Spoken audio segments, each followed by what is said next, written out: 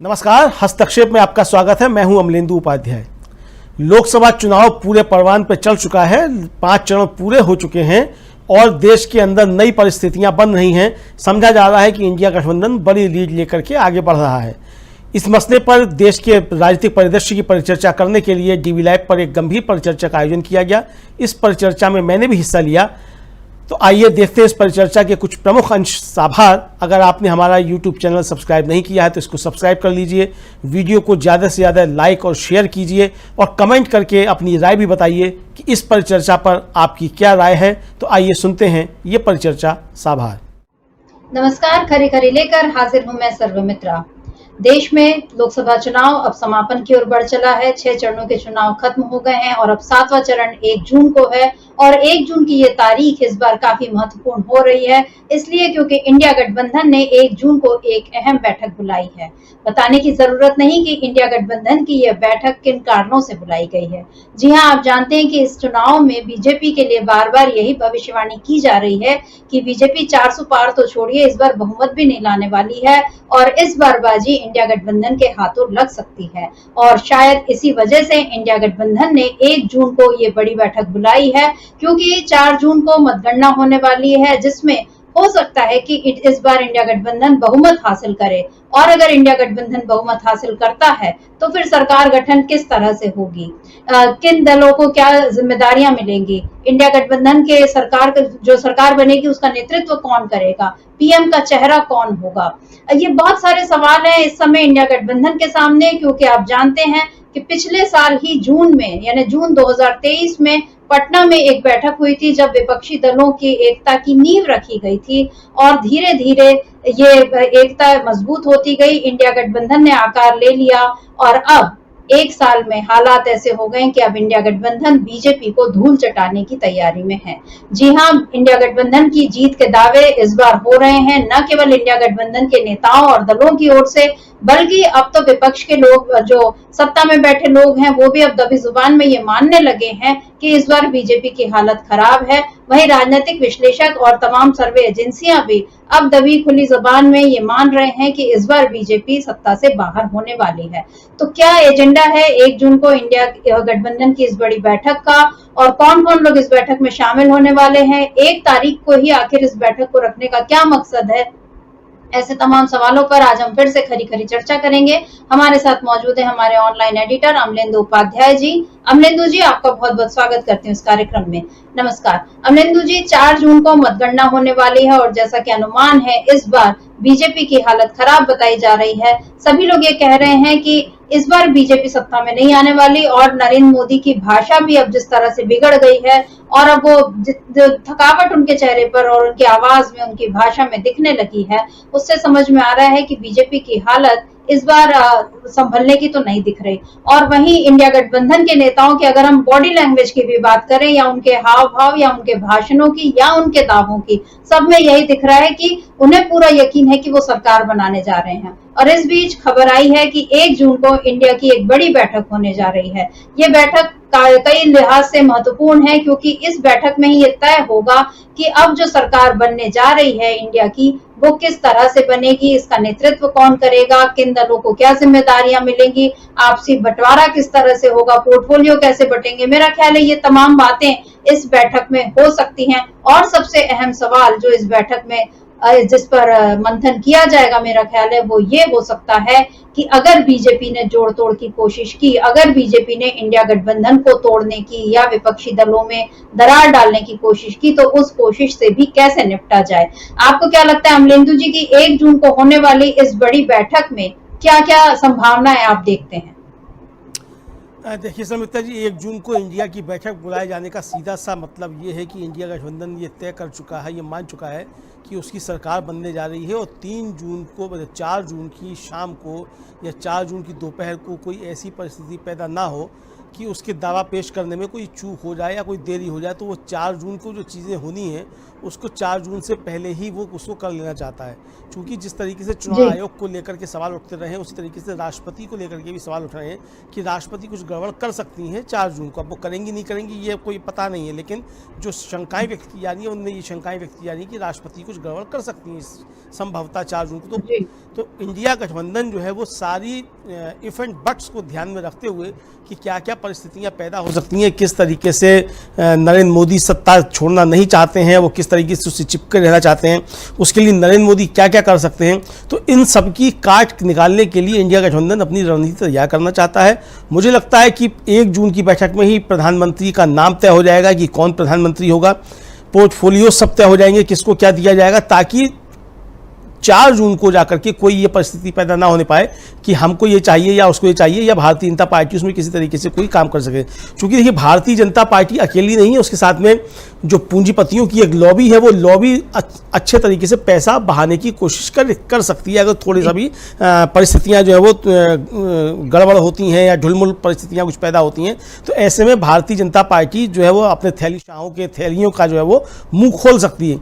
तो इन सारी चीज़ों से किस तरीके से निपटा जाएगा और किस तरीके से खासतौर से जो चुनाव का दिन है यानी मतगणना का जो दिन है 4 जून, उस दिन काउंटिंग टेबल्स पे किस तरीके की रणनीति अपनाई जानी है, इसको लेकर के भी दिशा निर्देश इस बैठक में जारी किए जाएंगे और ये बताया जाएगा कि 4 जून को किस तरीके से जो काउंटिंग एजेंट्स हैं इंडिया के, उनको सतर्क रहना है और क्या क्या उनको एक तरीके से कहा जाए वो सावधानियां बरतनी है और किस तरीके से आक्रामक रवैया जो है वो काउंटिंग टेबल्स पे रखना है।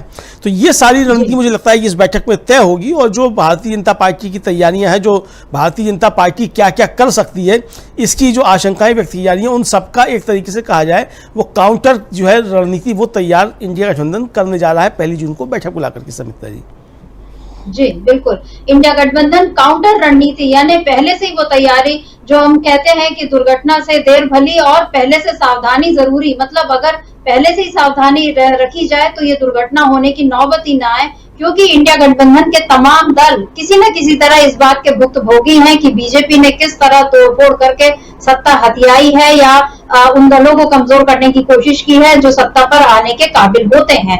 ये बात इंडिया गठबंधन के सारे दल, सारे नेता अब एकदम अच्छे से समझने लगे हैं और इसलिए नीतीश कुमार तो चले गए बीजेपी खेमे में, लेकिन इंडिया गठबंधन के बाकी नेता बिल्कुल एकजुट बने रहे और बीजेपी को मुंहतोड़ जवाब देते रहे। अमलेंदु जी, जैसा मैंने जिक्र किया था कि 2023 जून का ही वो महीना था जब नीतीश कुमार की पहल पर बिहार में तब इंडिया का नाम नहीं हुआ था, लेकिन विपक्षी दलों की बैठक हुई थी और उसमें तमाम नेता शामिल हुए थे और तब ये बात चल निकली थी कि नहीं, इस बार हमको बीजेपी को हराना है तो एकजुट होकर ही लड़ना होगा, हमको अपने सारे मतभेद जो है वो किनारे करने होंगे और अपने छोटे मोटे एजेंडे जो है उनको हम हाशिए पर रखें और अभी सबसे प्रमुख एजेंडा हमारे सामने लोकतंत्र और संविधान बचाने का है और इसी को लेकर हमको साथ आगे बढ़ना है। आपको क्या लगता है कि इन 1 सालों में इंडिया गठबंधन ने क्या इतनी मजबूती हासिल कर ली है कि एक तो वो बीजेपी को हार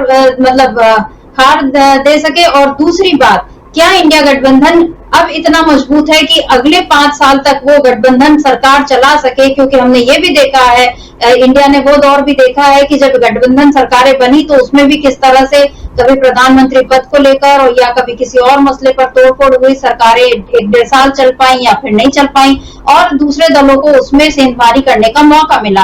आपको क्या लग रहा है कि 1 जून को होने वाली ये जो बैठक है, एक तो ये बीजेपी की रणनीति से पहले ही अपनी रणनीति तैयार करने की है, और दूसरी बात, क्या इन 1 सालों में इंडिया गठबंधन के नेताओं ने इतनी एक दूसरे के लिए इतना विश्वास बना लिया है, संदेह सारे दूर कर लिए हैं कि अब वो अगले 5 साल तक इसी तरह मजबूती से एक दूसरे के साथ खड़े रहेंगे? अमलेंदु जी देखिए समिता जी, एक तो मुझे लगता है कि जो ये इंडिया की सरकार बनने जा रही है 4 जून को, ये पूरे 5 साल अपने पूरे करेगी और बीच में कोई भी तोड़फोड़ की स्थिति कोई भी जो है वो नहीं बनने पाएगी। उसके बहुत से कारण हैं। अभी तक जो गठबंधन की सरकारें रही हैं समिता जी, या तो वो कांग्रेस के बाहर से सहयोग से चली हैं या भारतीय जनता पार्टी के सहयोग से चली हैं। तो भारतीय जनता पार्टी की अपनी जो रणनीति रही है वो हमेशा अपने सहयोगियों को डिच करने की रही है, उनको नुकसान पहुंचाने की रही है। लेकिन इस बार जो ये गठबंधन, इंडिया गठबंधन तैयार हुआ है, इसमें कांग्रेस ड्राइविंग सीट पे है। महत्वपूर्ण बात यह है कि कांग्रेस इस गठबंधन को बाहर से कोई समर्थन नहीं दे रही है। तो ये एक तरीके से कहा जाए कि ये सरकार जो है वो पूरा चलेगी। और कांग्रेस ने जिस तरीके से पिछले दिनों हमने देखा है कि गठबंधन धर्म का निर्वाह किया है, और अभी भी उसने बहुत सी जगहों पे ये जानते हुए कि उसकी ताकत वहाँ ज़्यादा है, कम उस पर अपना जो है वो दावा किया उसने। और एक तरह से कहा जाए कि उसने सहयोगियों के साथ बहुत एक समन्वय का भाव बना करके और बहुत सहृदयता के साथ जो है उसने उनके साथ में अपनी सीट शेयरिंग की है कांग्रेस ने। तो इसलिए ये पूरा एक तरीके से चलेगा, ये गठबंधन पूरा चलेगा। एक तो बात ये है। दूसरा जो संभावनाएं, जो आशंकाएं व्यक्त की जा रही हैं, वो आशंकाएं यही व्यक्त की जा रही हैं कि नरेंद्र मोदी जिस तरीके से सत्ता से चिपके हुए हैं और अब खुद को उन्होंने एक तरीके से कहा जाए वो अवतार घोषित कर दिया है, तो ये अवतारी पुरुष जो हैं ये किसी भी तरीके से कुर्सी से चिपके रहना चाहेंगे। उसके लिए वो सारे साम दाम दंड भेद सारे हथकंडे अपना सकते हैं। लेकिन समित्रा जी, अगर ये स्थिति मान लीजिए बनती है, जैसा कि आपने याद दिलाया कि भाई इसी जून में जो था वो पटना में इंडिया गठबंधन की शुरुआत पड़ी थी, और वो शुरुआत जो पड़ी थी समित्रा जी, वो ऐसे पड़ी थी कि नीतीश कुमार ने उससे पहले एक कार्यक्रम में सलमान खुर्शीद की मौजूदगी में कहा था कि अगर सब मिलके लड़ लिए तो इनको 100 के नीचे ला देंगे। ये उनका जो था वो था कि हम तो इंतज़ार कर रहे हैं कि कब आप लोग की तरफ से मिले और कब बैठे। तो उसमें ये सलमान खुर्शीद ने कहा था कि भाई ठीक है, वो प्यार में कभी कभी कुछ होता है कि कौन पहल करे, इसकी चीज़ें होती हैं। और फिर वो खैर पहल हुई। तो जो मूल मंत्र था वो तो नीतीश कुमार दे गए थे कि अगर सब मिलकर लड़ें तो इनको 100 के नीचे लाया जा सकता है। मुझे लगता है समित्रा जी कि 100 के नीचे भारतीय जनता पार्टी जा रही है, बाकी नहीं जा रही है कि जा रही है वो 4 जून को मालूम पड़ेगा। लेकिन जो मैं अपना समझ पा रहा हूँ कि भारतीय जनता पार्टी निश्चित तौर पर 100 के नीचे जा रही है। और ऐसी कोई परिस्थिति पैदा किसी हाल में नहीं होगी कि नरेंद्र मोदी कुर्सी ना छोड़ने का कोई बहाना बना पाएँ कि साहब वो कुछ खरीद फरोख्त करने की स्थिति में आ पाएँ। खरीद फरोख्त करने की कोई स्थिति पैदा होने ही नहीं जा रही है, क्योंकि जनता ने एक तरीके से कहा जाए वो स्पष्ट मैंडेट दिया है। मुझको ऐसा लगता है समित्रा जी, वो इंडिया गठबंधन के पक्ष में दिया है और ज़बरदस्त तरीके से दिया है। हालांकि मल्लिकार्जुन खड़गे भी कल दावा कर रहे थे कि हम जो 300 सीटें अब तक जीत चुके हैं और आगे जो भी होगा वो हम जीतेंगे। यानी इसका मतलब इंडिया गठबंधन भी ये मान के चल रहा है कि 325 सीटों के आसपास इंडिया गठबंधन की सीटें आ रही हैं। तो अगर ये स्थिति है, इंडिया गठबंधन ये मान के चल रहा है कि उसकी 325 के आसपास सीटें आ रही हैं, तो ऐसी स्थिति में फिर नरेंद्र मोदी के सामने कोई विकल्प नहीं होगा। हाँ, वो जो कर सकते हैं वो एक काम ये कर सकते हैं कि राष्ट्रपति के जरिए कुछ खेल करने की कोशिश करें, या फिर जो अपने अधिकारी उन्होंने बैठाए हुए हैं तमाम एजेंसीज पे उनके जरिए कुछ करने की कोशिश करें। लेकिन जब 4 जून की दोपहर तक समित्रा जी ये स्पष्ट हो जाएगा कि नरेंद्र मोदी और भारतीय जनता पार्टी बुरी तरीके से पिछड़ रहे हैं, तो फिर मोदी जी के मित्र भी जो है कोई भी वो किसी हाल में कोई मदद करने के लिए आगे नहीं आएंगे। क्योंकि सबको मालूम है कि अब जो सरकार बन रही है वो एक ज़बरदस्त तरीके से सरकार बन रही है, और वो नरेंद्र मोदी के जो अब तक का कार्यकाल रहा है 10 वर्षों का, उस कार्यकाल के बहुत से हिसाब किताब चुकता करेगी। तो ऐसे लोगों से भी हिसाब किताब चुकता होंगे जो नरेंद्र मोदी के एकदम कहा जाए कि अनुषंगिक संगठन बन करके, उनके एजेंट बन करके काम कर रहे थे तमाम अधिकारी। तो वो अधिकारी भी एकदम एकदम सीधी लाइन में आ जाएंगे 4 जून को दोपहर 12 बजे तक। मैं ऐसा समझता हूँ समित्रा जी। तो इसलिए वो उस तरह की कोई परिस्थितियाँ पैदा नहीं होंगी। लेकिन फिर भी अगर इस तरह की कुछ परिस्थितियाँ पैदा होती हैं, या जिस तरीके से बताया जा रहा है कि 4 जून को अपने सारे लोगों को भारतीय जनता पार्टी ने दिल्ली बुला लिया है, तो यहाँ अगर इस तरीके की कोई कारस्तानी करने की कोशिश की जाती है, जैसा कि ट्रंप ने कैपिटल हिल्स में करने की कोशिश की थी, या जाइस बोल्सोनारो जो ब्राज़ील के राष्ट्रपति थे, वो उनको जब हटे सत्ता से तो उन्होंने वहाँ जिस तरीके की कोशिश की थी, तो उससे किस तरीके से निपटा जा सकता है, इसकी तैयारी भी इंडिया गठबंधन 1 जून की बैठक में कर लेगा। और सारे कील कांटे दुरुस्त करके वो तैयारी से, पूरी तैयारी के साथ मैदान में उतर रहा है। 4 जून को वो दावा अपना पेश कर देंगे 2 बजते मुझे लगता है सरकार बनाने का। ऐसी तैयारियां भारत में इंडिया गठबंधन कर रहा है, ताकि किसी भी तरीके से भारतीय जनता पार्टी को या राष्ट्रपति को कोई अवसर मिलने ना पाए कि दावा किसने पेश किया और कब पेश किया, क्या कौन पहले आया कौन पहले नहीं आया, इस तरीके की भी कोई परिस्थितियाँ उत्पन्न ना हो। ये मुझे लगता है समित्रा जी की इसकी तैयारियाँ की जा रही हैं 1 जून की बैठक में। बिल्कुल, क्योंकि इंडिया गठबंधन जरा सा भी कोई भी कसर छोड़ना नहीं चाहता कि कहीं हल्की सी चूक हो और बीजेपी उसका फायदा उठा ले। क्योंकि इंडिया गठबंधन के सभी दलों ने ये चीज देखी है कि कैसे गोवा से लेकर मणिपुर तक और हर जगह, या कर्नाटक में या मध्य प्रदेश में किस तरह से सरकारें गिराई गई। जब विधानसभा चुनाव में इस तरह के खेल हो सकते हैं, तो फिर तो ये लोकसभा का मामला है। इसलिए एक एक कदम बहुत सावधानी से उठाना पड़ेगा, ये इंडिया गठबंधन को समझ में आ गया है। और इसीलिए हो रही है 1 जून को इंडिया गठबंधन की बड़ी बैठक, जिसमें बैठक में तमाम नेता इस बार शामिल होने वाले हैं और ये सारे नेता इस बात की तैयारी करने वाले हैं कि 4 जून को दोपहर तक जैसे ही ये नतीजे आते हैं कि इंडिया गठबंधन को बहुमत मिलने जा रहा है, स्पष्ट बहुमत जैसे ही मिलता है वैसे ही उसकी ओर से सरकार बनाने के दावे पेश कर दिए जाएंगे, ताकि बिल्कुल भी बीजेपी को कोई मौका न मिले कि वो कहीं से कोई खेल कर सके। बीजेपी के खेल को रोकने के लिए इंडिया गठबंधन ने ये एक बड़ी तैयारी कर ली है। और जैसा कि अमलेंदु जी बता रहे हैं कि ट्रंप ने जो चीज की थी कैपिटल हिल्स में, तो ये चीज अभी भी इंडिया में ये बात उठने लगी है। ये डर अब देखा जा रहा है कि मोदी जिस तरह से सत्ता से चिपके हुए हैं, या वो बिल्कुल सत्ता छोड़ना ही नहीं चाहते, और अब उनकी भाषा में जो चीजें शामिल हो गई जिनका हम जिक्र भी नहीं कर सकते यहाँ पर, वैसे शब्द वो बोल रहे हैं, उससे ये समझ में आ रहा है कि उनको सत्ता किसी भी हाल में चाहिए, वो सत्ता छोड़ने वाले नहीं है। और उनके जो चमचे चमचियां हैं, उन लोगों का भी अब जो नकाब जिस तरह से उतर रहा है वो भी अब सामने नजर आ रहा है। इस बीच राहुल गांधी आज बिहार में, क्योंकि बिहार में 7वें दौर में जिन सीटों पर चुनाव है वहां के लिए प्रचार करने राहुल गांधी पहुंचे। तेजस्वी यादव, राहुल गांधी ये दोनों एक मंच पे थे और आज राहुल गांधी ने फिर एक बड़ी बात कही। उन्होंने ये बता दिया कि मोदी के जो बयान आ रहे हैं वो किस लिए आ रहे हैं और क्या खेल है इसके पीछे। क्या कहा है राहुल गांधी ने, इसको सुन लेते हैं। ये उन्होंने पता है क्यों कहानी निकाली है, ये परमात्मा वाली, क्योंकि चुनाव के बाद जब वही ईडी के लोग नरेंद्र मोदी से अदानी जी के बारे में पूछेंगे तो नरेंद्र मोदी कहेंगे मैं नहीं जानता, परमात्मा ने कहा था। मोदी जी, आप लंबे लंबे भाषण देना बंद कीजिए। आप देश को बांटने की कोशिश नहीं कीजिए। आप सबसे पहले देश के युवाओं को यह बताइए, बिहार के युवाओं को यह बताइए कि आपने हिंदुस्तान के युवाओं को कितना रोजगार दिया, कितनी नौकरियां दी। आपने 2 करोड़ युवाओं को रोजगार देने की बात की थी, आपने एक युवा को नौकरी नहीं दी। यहां हाथ उठा के दिखाओ भैया, बेरोजगार, ये बेरोजगार हाथ उठा के दिखाओ। ये है नरेंद्र मोदी का नतीजा, इनकी पॉलिसी का नतीजा कि हिंदुस्तान में युवाओं को रोजगार नहीं मिल सकता। ये पहले आपके अलग अलग रास्ते थे, सेना में आप जा सकते थे, पब्लिक सेक्टर में जा सकते थे, प्राइवेट सेक्टर में आपको रोजगार मिल सकता था। नरेंद्र मोदी ने नोटबंदी, जीएसटी लागू करके रोजगार के रास्ते बंद किए और सेना में अग्निवीर लागू करके जवानों को मजदूर बना दिया। युवाओं के साथ किस तरह का खिलवाड़ हुआ है इसे बताया राहुल गांधी ने, और साथ ही वो ये भी बता रहे हैं कि अगर मोदी जो जिस तरह का बयान दे रहे हैं कि वो महामानव है या परमात्मा का अंश है, तो वो ऐसा क्यों कह रहे हैं, इसका भी खुलासा राहुल गांधी ने कर दिया।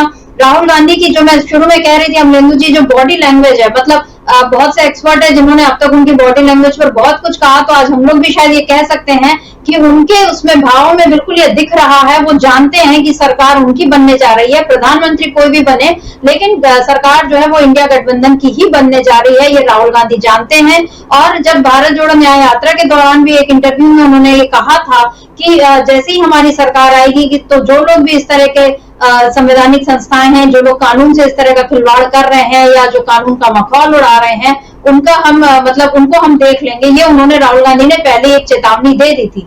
लेकिन अभी भी इस तरह की चीजें हम देख रहे हैं अमलेंदु जी, मतलब चुनाव आयोग का हमने देखा कि किस तरह से उसने आंकड़े पहले देने में आनाकानी की, हालांकि अब आंकड़े सामने आ गए हैं और ये पता चला है कि 5 चरणों में 76.3 करोड़ से अधिक मतदाताओं ने मतलब जो मतदाता थे उनमें से 50.7 करोड़ लोगों ने वोट डाले हैं। ये 5 चरणों के आंकड़े हैं और 6वें चरण में भी ये पता चला है कि शाम तक, देर रात तक 11 बजे तक जो आंकड़े आए उसमें पता चला कि 61.20% मतदान हुआ, जो अभी तक के सारे चरणों में सबसे कम है। तो ये जो कम मतदान हो रहा है, एक तो इसकी बड़ी वजह गर्मी है ही, लेकिन क्या दूसरी बड़ी वजह ये भी है कि नरेंद्र मोदी या बीजेपी से लोग अब इतने निराश हो गए हैं कि वहां जाना ही नहीं चाहते मतदान केंद्रों तक, और जो लोग जा रहे हैं वो इसीलिए जा रहे हैं कि हमको अब इंडिया गठबंधन की सरकार लानी है, क्योंकि अब ये दावे हो रहे हैं, लोग भी जिस तरह से परेशान हो रहे हैं क्योंकि रोजगार नहीं है, महंगाई बढ़ रही है।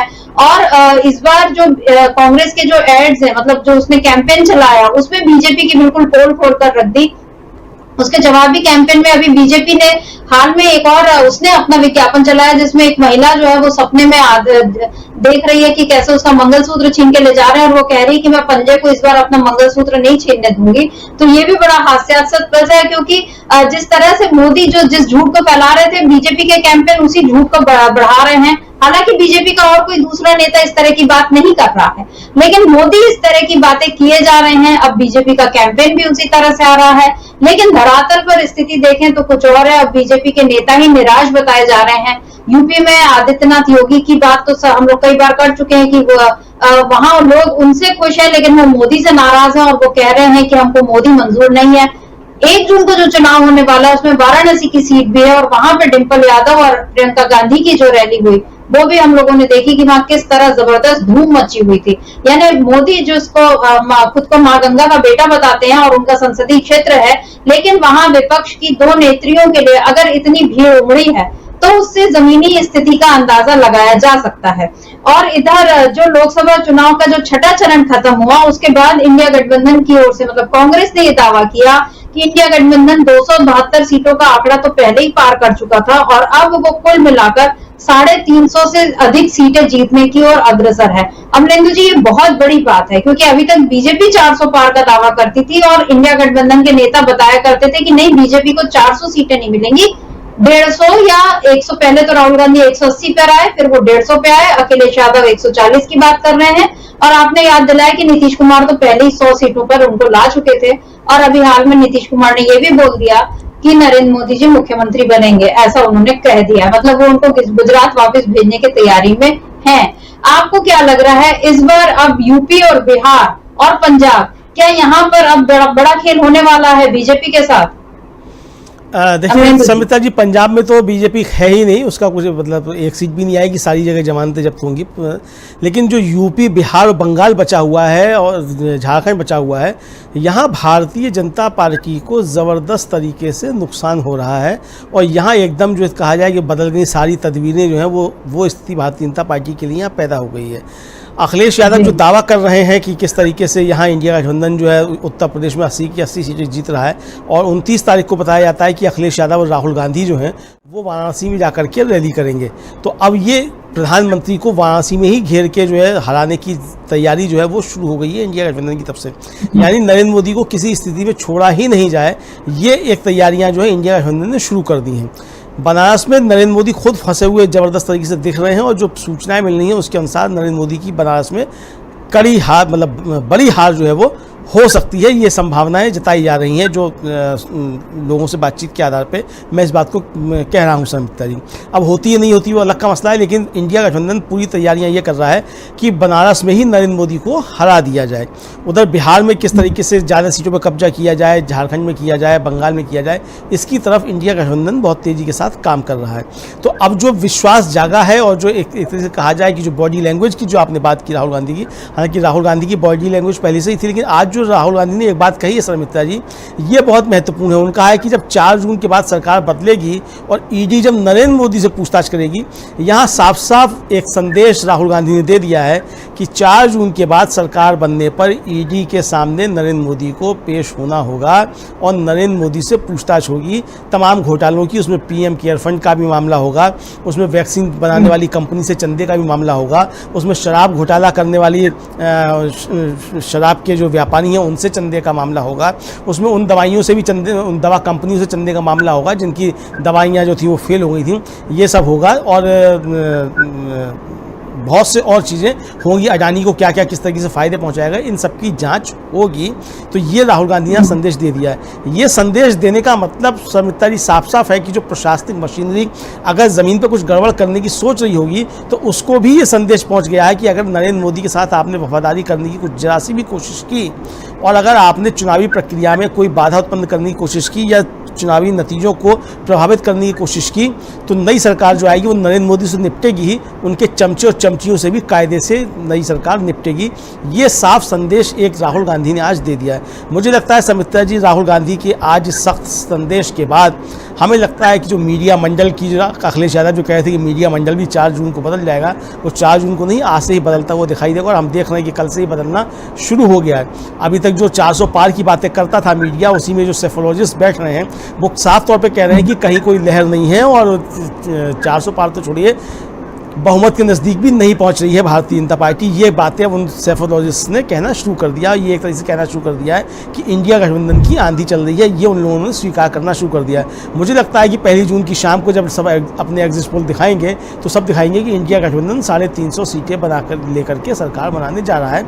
ये 1 जून की शाम को एग्जिट पोल्स के नतीजे मुझे लगता है आ सकते हैं, लोग इस तरीके की चीज़ें दिखा सकते हैं। लेकिन अब दिखाएंगे नहीं दिखाएंगे वो अलग का मसला है। लेकिन जिस तरीके से राहुल गांधी ने आज जिन तेवरों के साथ ये बात कही है सुमित्रा जी, ये बहुत महत्वपूर्ण है। ये तेवर साफ साफ राहुल गांधी बता रहे हैं कि इंडिया गठबंधन की सरकार बनेगी, प्रधानमंत्री चाहे कोई भी बने, लेकिन उसके लक्ष्य पहले से निर्धारित हैं। एक तो जो उसने वायदे किए उन पर काम करेगी, चूँकि जो राहुल गांधी ने या कांग्रेस ने जो बातें अपने मैनिफेस्टो में, अपने घोषणा पत्र में कही, इंडिया गठबंधन के सारे दल जो हैं उस घोषणा पत्र से वो सारी बातें कह रहे हैं। जैसे अखिलेश यादव जो बातें कर रहे हैं कि भाई सरकार बनते ही जो है वो 8,500 रुपया हर महिला के खाते में पहुंच जाएगा जो गरीबी की रेखा के नीचे, ये कांग्रेस के मैनिफेस्टो से है, उन्होंने लिया है। इसी तरीके से 30 लाख नौकरियां दे दी जाएंगी, ये कांग्रेस के मैनिफेस्टो से है। तो जो सारी बातें कांग्रेस के मैनिफेस्टो में, उसको लेकर के चाहे वो अखिलेश यादव हो, चाहे तेजस्वी यादव हो, चाहे उद्धव ठाकरे हो, सारे लोग इन सारी बातों को जनता के बीच में रख रहे हैं। इसका मतलब कि जो मिनिमम कॉमन प्रोग्राम है इस इंडिया गठबंधन का, वो पहले से तय हो चुका है। उसको लेकर के कोई भी इख्तलाफात जो हैं वो इंडिया गठबंधन के बीच में नहीं है। उनके मुद्दे पहले से तय हो चुके हैं और ये तय हो चुका है कि सरकार बनने पर क्या क्या काम किए जाने हैं। तो मुझे लगता है कि इस मसले पर भी एक आम सहमति है कि सरकार जब बनेगी तो नरेंद्र मोदी की जांच कराई जाएगी कि नरेंद्र मोदी ने क्या क्या घपले घोटाले किए हैं। इसकी तरफ इंडिया गठबंधन बढ़ता हुआ दिखाई दे रहा है। और राहुल गांधी के आज की इस बात का साफ तौर पर यह संकेत सुमित्रा जी समझा जा सकता है। ये नरेंद्र मोदी को भी एक तरीके से संदेश है, ये राष्ट्रपति को भी संदेश है, ये तमाम एजेंसियों को भी संदेश है, और जो प्रशासनिक मशीनरी है उसको भी संदेश है कि इंडिया गठबंधन की सरकार बनने जा रही है और वो किस तरीके से काम करेगी। तो बामुलाहिजा होशियार, ये जो है वो एक तरीके से राहुल गांधी ने संदेश दे दिया है सुमित्रा जी। जी बिल्कुल, 4 जून को नतीजे आएंगे, लेकिन 1 जून को ही इंडिया गठबंधन की बड़ी बैठक है और इस बैठक में इंडिया गठबंधन के तमाम दल, तमाम नेता ये तैयारी करेंगे कि अब सरकार वो किस तरह से बनाने जा रहे हैं। और इसमें कॉमन मिनिमम प्रोग्राम पर भी, यानी न्यूनतम साझा कार्यक्रम पर भी चर्चा होगी, क्योंकि अब कांग्रेस का जो घोषणा पत्र है, जो न्याय पत्र है, उस पर भी अब बात होने लगी है। और इंडिया गठबंधन के दूसरे नेता जो हैं वो भी अब कांग्रेस के घोषणा पत्र की जो बातें हैं उनको दोहराने लगे हैं। हमारे चीफ एडिटर राजीव रंजन जी से अरविंद केजरीवाल ने जब बात की थी, इंटरव्यू दिया था, उसमें उन्होंने ये कहा था कि हाँ, कांग्रेस के साथ तालमेल में हमें शुरू में थोड़ी दिक्कत आई थी, लेकिन बाद में हम सब एक हो गए। और फिर उन्होंने ये भी बोला था कि घोषणा पत्र सबके अलग अलग इसलिए बने क्योंकि हम लोगों के पास इतना वक्त नहीं था कि हम एक साथ मिलकर बना सकें। तो ये बात अरविंद केजरीवाल ने कही थी, लेकिन अब ये दिख रहा है कि एक साथ बैठकर वक्त नहीं मिला कि मिलकर वो घोषणा पत्र बनाए। लेकिन कांग्रेस का जो घोषणा पत्र है उस पर अब बाकी दलों की सहमति है और हो सकता है जो कॉमन मिनिमम प्रोग्राम रहे उसमें इस घोषणा पत्र की ज्यादा से ज्यादा बातें सम्मिलित हो। ये भी अभी से इसके संकेत मिलने लगे हैं। तेजस्वी यादव भी अब इसी तरह की बात बोलने लगे हैं और आज उन्होंने फिर वही खटाखट टनाटन वाला बयान दिया, जिसमें उन्होंने ये बताया कि कैसे रोजगार मिलेगा और कैसे महिलाओं के खाते में पैसे आएंगे। क्या कहे तेजस्वी यादव ने, इसको सुनते हैं। आप लोगों से हम इतना कहेंगे, मिजाज रखिए टनाटन टनाटन टनाटन। अरे मिजाज बानू टनाटन टनाटन टनाटन। नौकरी मिलेगा फटाफट फटाफट फटाफट। बहनों के खाते में लाख रुपया जाएगा खटाखट खटाखट खटाखट। अब बीजेपी हो जाएगा सफा चट सफा चट सफा चट। कांग्रेस और लालटेन पर वोट गिरेगा ठका ठक ठका ठक ठका ठक। माले को वोट पड़ेगा ठका ठक, वीआईपी को वोट पड़ेगा ठका ठक। तो इसलिए मिजाज एकदम बुलंद रखिए। अमरेंद्र जी, ये जो तेजस्वी यादव का लहजा है बिल्कुल लालू प्रसाद जी की याद दिला देते हैं, उसी अंदाज में बात करते हैं और यहाँ वो राहुल गांधी के शब्दों को उधार लिया और अब अखिलेश यादव भी इसी तरह से बोलने लगे हैं, तेजस्वी यादव भी। ये सारे संकेत है, मतलब बोलने को उनके पास भी अपनी भाषा है, अपना लहजा है, लेकिन एक ही शब्द को अगर सारे नेता दोहरा रहे हैं तो कहीं ना कहीं जनता तक ये मैसेज पहुंचा रहे हैं वो कि हम लोग एक हैं, हमारी भाषा एक है, हमारी सोच एक है। वहीं तेजस्वी यादव ने पीएम मोदी को आज एक पत्र भी लिखा है, जिसमें उन्होंने लंबा चौड़ा पत्र है, काफी बड़ा पत्र है, और उसमें उन्होंने तमाम मुद्दों को उठाया है कि किस तरह रोजगार दिया तेजस्वी यादव ने, किस तरह जाति जनगणना की जब बात करने वो पहुंचे दिल्ली नीतीश कुमार के साथ तो पीएम का रवैया क्या था, किस तरह बिहार को विशेष पैकेज की मांग की जा रही थी और उस पर उन्होंने नहीं सुना। और इस पैराग्राफ मतलब उन्होंने एक महत्वपूर्ण पैराग्राफ जो लिखा है वो मैं यहाँ पढ़कर सुनाती हूँ। तेजस्वी यादव ने लिखा है, अब चुनाव का एक ही चरण बचा है, हमारी जो भी मांग है आरक्षण को लेकर, संविधान को लेकर और आर्थिक सामाजिक न्याय के संदर्भ में उन सब पर गौर फरमाइए। सीधे तौर पर आकर कहिए कि आप अपने प्रेरणा स्रोत गुरुजी गोलवलकर की बंच ऑफ थॉट्स किताब से सहमत नहीं है। क्या आप कह पाएंगे? यह भी कह दीजिए कि आप पिछड़े, अत्यंत पिछड़े, दलित तमाम वर्गों को उनका समुचित आरक्षण प्राइवेट सेक्टर में भी देने की मांग से सहमत हैं। अगर आपसे यह सब नहीं कहते बन रहा तो जनता समझ लेगी कि आपकी चुनावी भाषणों का गिरता पैमाना ही आपकी राजनीतिक सोच का सही प्रतिबिंब है। कौन भूल सकता है कि 1990 में जब मंडल कमीशन लागू हुआ था, तब मंडल कमीशन के विरोध में आप आडवाणी जी के साथ आरक्षण विरोधी रथ के साथी थे। बहुजन दलित समुदाय कैसे भूल जाए। अमरेंद्र जी, ये जो इस पैराग्राफ को खास मैंने यहाँ पर इसलिए पढ़ा क्योंकि इसमें जो बातें हैं ये एक तरह से नरेंद्र मोदी के जो उन्होंने अभी पिछले 2 दिनों में बिहार में जो बयान दिया था कि इंडिया गठबंधन वाले गुलाम होना चाहते हैं या जो भी करना चाहते हैं तो वो करें, लेकिन मैं आरक्षण को खत्म नहीं होने दूंगा, जबकि इंडिया गठबंधन के नेता तो कभी भी आरक्षण खत्म करने की बात कर ही नहीं रहे हैं। और यहाँ पर तेजस्वी यादव ने, आपको क्या लगता है, सीधे सीधे इस बात का जवाब दे दिया है कि मोदी किस तरह से झूठ बोल रहे हैं और मोदी को एक बड़ा चैलेंज उनके सामने रख दिया कि आप आकर खुद ही बोल दीजिए, अगर आप बोलेंगे तो फिर हम लोग ये सारी बातों को नहीं उठाएंगे। आपको क्या लगता है? और यहाँ पर इन्होंने जिस तरह से मंडल कमीशन की याद दिला दी और आरक्षण विरोधी रथ, इन्हें रथ शब्द का यहाँ इस्तेमाल किया है, ये रथ यात्रा की याद भी दिला रहा है कि कैसे बाबरी मस्जिद को तोड़ने के नाम पर पूरे देश में एक सांप्रदायिक उन्माद आडवाणी जी ने फैला दिया था और उसके सारथी मोदी जी थे। ये सब जो बातें अब ये 7वें चरण से पहले करना, खासतौर पर तब जबकि यूपी में और बिहार में कई सीटों पर जो चुनाव हो रहे हैं और इन सीटों से तय हो जाएगा कि बीजेपी इस बार पूरी तरह से आउट हो रही है। आपको क्या लगता है इस खत के पीछे की रणनीति से क्या बीजेपी या मोदी और तिलमिला जाएंगे? निश्चित तौर पर समिता जी मोदी तिलमिला गए हैं और आप देखिए आजकल में उनकी जो भाषा आएगी और आप देखेंगे कि उनका स्तर जो है जो मुजरा कर रहे थे उससे और नीचे आ जाएगा, कुल मिलाकर के उनकी भाषा और नीचे जाएगी देखने। तेजस्वी यादव ने ये पत्र लिख करके समिता जी असल में इतिहास की जो पिछली चीज़ें थी उनको जिस तरीके से कुरेदा है उसमें भारतीय जनता पार्टी ज़बरदस्त तरीके से फंसती हुई नजर आएगी। सारी दुनिया जानती है कि मंडल कमीशन की रिपोर्ट का भारतीय जनता पार्टी ने ज़बरदस्त तरीके से विरोध किया था और देश के अंदर जो आरक्षण विरोधी आंदोलन चला था उसके पीछे भारतीय जनता पार्टी के लोग उस समय बताए जाते थे कि ये लोग इसके पीछे हैं और आगजनी अग्नि जो कुछ हो रही है उसके पीछे भारतीय जनता पार्टी के लोगों का हाथ था, इस तरीके के उस समय आरोप लगे थे। तो जो हमने तो देखा है उस समय कि बने रहिए, परिचर्चा अभी जारी है। वीडियो को लाइक और शेयर कर दीजिए और चैनल को सब्सक्राइब कर लीजिए। आइए आगे सुनते हैं इस परिचर्चा किस तरह की चीज़ें थी और क्या क्या सब कुछ था। तो कुल मिला के समिता जी जो तेजस्वी यादव ने आज जिस तरीके से घेरने की कोशिश की है प्रधानमंत्री नरेंद्र मोदी को, वो बिहार की जो सरजमी है जो खासतौर से सामाजिक न्याय की एक तरीके से उर्वर भूमि है और आज से नहीं बहुत पहले से वो सामाजिक न्याय की उर्वर भूमि है, उस सामाजिक न्याय की भूमि पर नरेंद्र मोदी के झूठ को एक तरीके से पर्दाफाश तेजस्वी यादव ने करने का काम किया है समिता जी। और इस मसले पर ज़बरदस्त तरीके से नरेंद्र मोदी घिरे हुए नजर आ रहे हैं, क्योंकि यही वो भूमि है समिता जी जहाँ मोहन भागवत का जो बयान आया था कि आरक्षण की समीक्षा होनी चाहिए, उसके बाद जो था वो बुरी तरीके से भारतीय जनता पार्टी वहाँ चुनाव हारी थी और महागठबंधन की उस समय सरकार बनी थी, यानी कि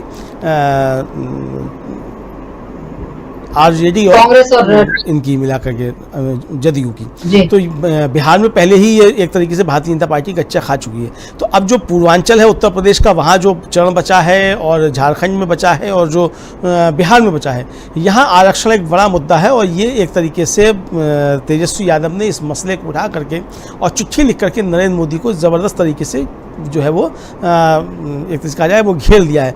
नरेंद्र मोदी अब सुमित्रा जी असल में विपक्ष की पिच पे, खासतौर से इंडिया गठबंधन की पिच पर आकर के खेलने लगे हैं और अपनी पिच से वो डिरेल हो रहे हैं। आप देखिए, जो एक महत्वपूर्ण बात यह है कि जो मुद्दे राहुल गांधी उठाते हैं उसका जिस तरीके से नरेंद्र मोदी जवाब देते हैं, उसके जवाब में जिस तरीके से इंडिया गठबंधन भारतीय जनता पार्टी को, नरेंद्र मोदी को घेरता है, तो नरेंद्र मोदी और भारतीय जनता पार्टी के पास उससे बचकर निकलने के कोई रास्ते नहीं बचते हैं। नरेंद्र मोदी ने जैसे राहुल गांधी के खटाखट शब्द को जिस तरीके से एक तरह से उससे व्यंग कसने की कोशिश की थी, और उसके बाद तो सुमित्रा जी इंडिया गठबंधन ने उस खटाखट को ऐसा पकड़ा है कि अब सब जगह खटाखट हो रहा है। और बार बार बात ये हो रही है कि नरेंद्र मोदी को पेवेलियन वापस भेज दो, खटाखट। कल उनका जो कल्पना मुर्मू सोरेन है, उनका भी बहुत वायरल हुआ, खटाखट इंडिया आ रहा है दिल्ली, खटाखट बीजेपी को सत्ता से हटा दो, खटाखट। तो ये खटाखट जो शुरू हुआ, नरेंद्र मोदी को ये आशा नहीं रही होगी सुमित्रा जी अभी तक कि वो जिस चीज़ को उठाते हैं तो अब तो लोग उसका जवाब देने की कोशिश करते थे। अब तो ये है कि वो जिसको उठाते हैं वो इस तरीके से जुमला बना दिया जाता है कि नरेंद्र मोदी खुद सोचने लग जाते हैं कि ये हुआ तो हुआ क्या है। अब मंगलसूत्र को लेकर के जिस तरीके से नरेंद्र मोदी ने प्रहार किया, वो मंगलसूत्र जो है वो नरेंद्र मोदी के गले में जाके अटक गया। अब लोग उसको खींचते हैं तो नरेंद्र मोदी की हलक से जो वो मंगलसूत्र निकलना शुरू हो जाता है, तो वो मुजरा पे आ जाते हैं, मंगलसूत्र से चल गए, यानी मंगलसूत्र से चले और मुजरा पे आके गिरे। ये नरेंद्र मोदी की स्थिति कर दी इंडिया गठबंधन ने। तो आप समझ सकते हैं कि इंडिया गठबंधन ने किस तरीके से नरेंद्र मोदी को अपनी पिच पे लाके बार बार पटका है, और नरेंद्र मोदी इंडिया गठबंधन की पिच पे आकर के लहूलुहान नजर आ रहे हैं, इसीलिए उनकी भाषा लगातार गिरती जा रही है। तो कुल मिला के सुमित्रा जी, इंडिया गठबंधन ने जो मुद्दे तैयार किए, उन मुद्दों के जवाब भारतीय जनता पार्टी के पास नहीं है, कल भी नहीं थे और आने वाले कल में भी नहीं होंगे। और यही भारतीय जनता पार्टी की सबसे बड़ी कमजोरी और हार का सबसे बड़ा कारण होने जा रहा है कि इंडिया गठबंधन ने जो मुद्दे तय किए, पूरा चुनाव उन मुद्दों के ऊपर हो रहा है। भारतीय जनता पार्टी अपना कोई मुद्दा और कोई नैरेटिव सेट नहीं कर पाई, और ये भारतीय जनता पार्टी की सबसे बड़ी कमजोरी के रूप में सामने आएगा। इसीलिए जो जहाँ वोटिंग कम हो रही है सुमित्रा जी, साफ तौर पर देखा जा सकता है कि जो लोग वोट डालने जा रहे हैं वो संविधान बचाने का एक तरीके से संकल्प लेकर के जा रहे हैं, और जो वोट डालने नहीं जा रहे हैं वो इसलिए नहीं जा रहे हैं कि वोट डाल के करना क्या है, क्योंकि अगर नरेंद्र मोदी आ भी गए तो भारतीय जनता पार्टी को जबरदस्त तरीके से नुकसान पहुंचाएंगे। इधर बताया जाता है कि एक अखबार में एक आरएसएस के प्रचारक है, उनका एक लेख छपा है, उसमें उन्होंने ये स्वीकार किया है कि आरएसएस जो है वो राजनीति करता है, लेकिन अब राजनीति नहीं कर रहा है, यानी कि अब वो नरेंद्र मोदी के साथ खड़ा हुआ नहीं है। और ये बात सुमित्रा जी पूरे चुनाव में देखने को मिली है कि आरएसएस ने एक तरीके से भारतीय जनता पार्टी के पीछे से अपना हाथ खींच लिया है, और इसलिए जेपी नड्डा ने खुल करके एक तरीके से आरएसएस को नसीहत दे दी कि जाओ अपना काम करो, हमें अब तुम्हारी कोई आवश्यकता नहीं है। तो ये जो जिस तरीके से आरएसएस और भाजपा के अंतर्विरोध भी सामने आ रहे हैं, ये भी कुल मिलाकर के इंडिया गठबंधन की एक जबरदस्त सफलता की ओर इशारा कर रहे हैं सुमित्रा जी। बिल्कुल, बीजेपी अपने कामों, अगर वो कोई काम करती 10 साल में तो शायद कामों के आधार पर वोट मांग सकती थी, या अभी भी उसके पास अगर उसको जीतने का इतना यकीन था तो वो ये बता सकती थी कि आने वाले 5 सालों में वो क्या काम करने वाली है। लेकिन न अगला न पिछला, मोदी किसी चीज का हिसाब ही नहीं दे पा रहे हैं, और उसके बाद भी वो सत्ता में आना चाह रहे हैं। तो अब जनता ने भी अपना मन बना लिया है कि मोदी को अब सत्ता में नहीं आने देना है, क्योंकि आंकड़े यही बता रहे हैं कि बीजेपी हार रही है तो वो मोदी के कारण ही हार रही है, और मोदी के भाषणों का नुकसान बीजेपी को जबरदस्त तरीके से हो रहा है, क्योंकि उसके सारे नेता इस तरह से नीचता के साथ बातें करते हैं ऐसा तो नहीं है। बहुत से लोग उसमें पढ़े लिखे भी हैं, संस्कारी जिसको कह सकते हैं हम, सभ्यता के साथ बात करने वाले लोग हैं, लेकिन उन लोगों की अब कोई पूछ परख नहीं हो रही है बीजेपी में। ये काम भी मोदी ने मुमकिन कर दिखाया है। और इस बीच अरविंद केजरीवाल ने एक जो बड़ी बात कह दी थी कि मोदी अपने लिए नहीं अमित शाह के लिए वोट मांग रहे हैं, इस चीज का नुकसान भी बीजेपी को जबरदस्त तरीके से होने जा रहा है, क्योंकि देश में अगर मोदी लहर बताई जा रही थी और अभी भी मोदी की गारंटी और बीजेपी के घोषणा पत्र में भी मोदी छाए हुए थे, तो फिर लोगों को ये था कि जो लोग भी अगर मोदी को उनके नाम पे वोट दे रहे हैं तो उनको ये लग रहा है, अब ये लगने लगा है कि हम मोदी के नाम पर वोट देंगे, और अगर अमित शाह के हाथ में बाजी आती है तो ये तो ठीक नहीं है। ये चीज भी अब लोगों में जा रही है, इसलिए भी बीजेपी के खिलाफ माहौल बनता जा रहा है, और अमित शाह भी अब इस चीज को समझ रहे हैं। और अभी उन्होंने पंजाब में एक भाषण दिया जिसमें एक तरह से एक धमकी सी नजर आई, जिसमें वो ये कह रहे हैं कि अब हम भगवत मान की सरकार को भी नहीं रहने देंगे। क्या कहा अमित शाह ने, ये सुनते हैं पहले। पंजाब में इस चुनाव में आप कुछ साथी भेज दीजिए, मैं बताता हूं ये भगवंत मान की सरकार यहां भाजपा के विजय के बाद लंबा चलने वाली नहीं है, लंबा चलने वाली नहीं है। अभी मौका है लोकसभा चुनाव का, लोकसभा चुनाव चल रहे हैं और पंजाब में अभी वोटिंग होनी है, लेकिन अमित शाह वहां प्रचार करने पहुंचे बीजेपी के लिए, तो वो ये कह रहे हैं कि भगवत मान की सरकार, यानी वो विधानसभा की बात करने लग गए हैं। अमलेंदु जी, ये चीज तो पहले भी बीजेपी ने ये कारनामा कर दिखाया है, कर्नाटक, मध्य प्रदेश, सारे राज्य हमारे सामने हैं, राजस्थान में ये कोशिश हुई थी, और अब ये जो बोल रहे हैं अमित शाह, क्या ये भी हार की हताशा से निकले हुए शब्द नहीं? क्योंकि यहाँ वो बोल रहे हैं कि एक तो बीजेपी का पंजाब में वैसे ही कोई जनाधार नहीं है, कांग्रेस को हराकर आम आदमी पार्टी की वहां सरकार बनी और अभी भी दोनों वहां पर लड़ रहे हैं, फ्रेंडली फाइट है, लेकिन इसमें बीजेपी की जीत का तो कोई आसार वहां दिख ही नहीं रहा है। लेकिन अमित शाह ये दावा कर रहे हैं कि बीजेपी आई तो वो भगवत मान की सरकार को भी ज्यादा समय तक नहीं रहने देगी या लंबा नहीं चलेगी। क्या इसका मतलब ये सीधे सीधे धमकी नहीं है? निश्चित तौर पर सुमित्रा जी, ये धमकी ही है सीधे सीधे तौर पे, और भारतीय जनता पार्टी के लोग इस तरह की धमकियां देते ही रहते हैं, तो ये कोई मुझे लगता है नई बात नहीं है। पहले भी इस तरह की धमकियां देते रहे हैं और पहले भी सरकारें गिराने की कोशिश की। दिल्ली में भी अरविंद केजरीवाल की सरकार गिराने की कोशिश हुई, पंजाब में भी सरकार गिराने की कोशिश हुई, जगह जगह पर इस तरह की कोशिश करते रहते हैं। हमने देखा झारखंड में किस तरीके से सरकार गिराने की कोशिश हुई, बिहार में सरकार गिरा ही दी उन्होंने, हिमाचल प्रदेश में सरकार गिराने की कोशिश हुई। तो ये उनके जो धतकर्म है वो सारे धतकर्म चलते रहते हैं। अच्छी बात ये है कि अमित शाह कम से कम इन सारे धतकर्मों पे कोई सेफ जोन जो है वो नहीं बनाते हैं, कोई उसके लिए बच निकलने का रास्ता नहीं बनाते, बल्कि वो स्वीकार करते हैं कि हाँ, हम ये धतकर्म करने जा रहे हैं और हम ये धतकर्म करेंगे, तो ये वो बताते हैं। तो अमित शाह इस मामले में भारतीय जनता पार्टी के और नेताओं की अपेक्षा ज़्यादा ईमानदार समझे जा सकते हैं कि वो जो भारतीय जनता पार्टी जो कुकर्म करने जा रही है वो सारे उसको स्वीकार करते हैं कि हाँ, भारतीय जनता पार्टी कुकर्म करने जा रही है, तो इसलिए वो इस मामले में काफ़ी ज़्यादा ईमानदार हैं। जबकि नरेंद्र मोदी सारे वो काम करते हैं लेकिन उसके ऊपर एक आवरण डाल के रखने की कोशिश करते हैं और उससे बचने की तरीके से कोशिश करते हैं। तो ये मुझे लगता है कि अंतर है, जो जिसकी तारीफ है वो कर लेनी चाहिए। मुझे लगता है अमित शाह की ये तारीफ है कि वो जो भारतीय जनता पार्टी करती है उसको खुले तौर पे कहते हैं। जैसे उन्होंने कह दिया कि नरेंद्र मोदी जुमले फेंकते हैं, तो उन्होंने कह दिया कि अब जुमला था, वो जुमलेबाजी करते हैं नरेंद्र मोदी। तो ये सच जो था वो देश के सामने अमित शाह ही लेकर के आया कि नरेंद्र मोदी जुमलेबाजी करते हैं। तो इसके लिए अमित शाह को जो है वो शाबाशी दी जा सकती है, उनकी प्रशंसा इसके लिए अमित शाह की जा सकती है। लेकिन वो जो कह रहे हैं समिता, ये निश्चित तौर पर जिस अगर जो की परिस्थितियाँ नहीं है कि अब तीसरी बार नरेंद्र मोदी की सरकार बनेगी, तो अगर बनती है तो ये तमाम जगहों पे इसी तरीके के काम करेंगे, ये तमाम सरकारों को छीनने का काम करेंगे, न्यायपालिका पे अंकुश लगाने का काम करेंगे, प्रशासन पे कर ही चुके हैं, मीडिया पे कर ही चुके हैं, न्यायपालिका पे भी दबाव बनाने की कोशिश होती रहती है, तो उसको भी जो है करेंगे एक तरीके से। तो ये सारी चीज़ें होंगी, इसको समझा अच्छे तरीके से जा सकता है। लेकिन फिलहाल मुझे नहीं लगता है कि 4 जून को कोई ऐसी परिस्थिति बनेगी कि जो अमित शाह कह रहे हैं उसकी तरफ वो एक कदम भी बढ़ पाए जा करके, या भारतीय जनता पार्टी उस तरफ एक कदम भी बढ़ पाए। ऐसी कोई परिस्थितियाँ 4 जून को पैदा होने वाली नहीं है। भारतीय जनता पार्टी के लिए ये चुनाव जो है 4 जून को वाकई साबित होने जा रहा है। बिल्कुल, अमित शाह दावा तो कर रहे हैं लेकिन स्थितियां ऐसी नहीं है कि वो इस दावे को पूरा किया। और मुझे तो ऐसा लगता है अमलेंदु जी कि यहाँ अमित शाह के इस बयान से बीजेपी को और नुकसान हो सकता है, क्योंकि बीजेपी को हमेशा से आम आदमी पार्टी एक मतलब चुनौती देती आई है और उसको पस्त भी करती आई है। और इस समय आम आदमी पार्टी की सरकार है पंजाब में, और वहां पर उस पार्टी के लोग, उस पार्टी के नेता अमित शाह के इस बयान को बहुत गंभीरता से लेंगे और उसको मुंह तोड़ जवाब देंगे, ऐसा मुझे लग रहा है। क्योंकि अरविंद केजरीवाल ने भी ये अपने इरादे पहले ही बता दिए थे, और जब उनको जमानत मिली उसके बाद से तो आम आदमी पार्टी के जो हौसले वो और बुलंद हैं। और अरविंद केजरीवाल इस समय जिस तरह से घूम घूम कर प्रचार कर रहे हैं, और आज ये खबर आई कि अब उन्होंने अपनी जमानत बढ़ाने के लिए भी एक आवेदन दिया है सुप्रीम कोर्ट में, क्योंकि उनकी तबियत को लेकर भी चिंताएं जाहिर हो रही हैं और उसमें अभी इस समय उनको कुछ डायबिटीज है और उसमें कुछ गंभीर कॉम्प्लिकेशंस हैं। तो वो ये चाह रहे हैं कि उनको 7 दिन उनकी जमानत और बढ़े। इस बीच जो हम बात कर रहे थे अमलेंदु जी की 1 जून को जो इंडिया गठबंधन की बैठक हो रही है, तो ये 1 जून की तारीख, इसका भी खास महत्व था, क्योंकि इस दिन तो सातवें चरण के मतदान पूरे हो जाएंगे, यानी लोकसभा चुनाव खत्म हो जाएगा और काउंटिंग का इंतजार रहेगा। दूसरी बात ये कि अरविंद केजरीवाल को 2 जून को सरेंडर करना है, क्योंकि उनकी जो मियाद है जमानत की वो 1 तारीख को ही खत्म हो रही है। तो क्या इस वजह से 1 जून को ये बड़ी बैठक इसी वजह से बुलाई गई? इतने नहीं, ये बैठक 2 या 3 तारीख को भी हो सकती थी, लेकिन 1 जून को करने के पीछे क्या कारण यही हो सकता है?